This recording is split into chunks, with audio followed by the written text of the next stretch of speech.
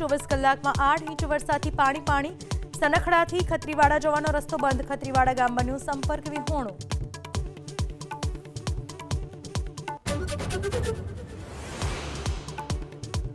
ઉનાના ગાંગડા ગામે ભારે વરસાદ બાદ રૂપેણ નદીનો પાળો તૂટ્યો. આશરે 250 લોકો પાણીમાં ફસાતા તમામ લોકોને રેસ્ક્યુ કરી સુરક્ષિત સ્થળે ખસેડ્યા.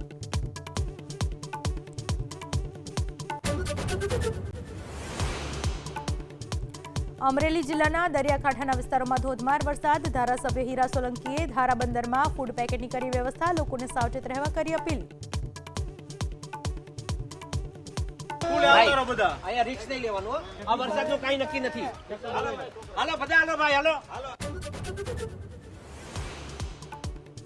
અમરેલીથી ભાવનગર જિલ્લાને જોડતો મુખ્ય માર્ગ સાવરકુંડલા મહુવા સ્ટેટ હાઈવે થયો બંધ. કોઝવે ઉપર ફરી વળ્યું પાણી. સ્ટેટ હાઈવે બંધ થતા વાહનોની લાગી કતારો.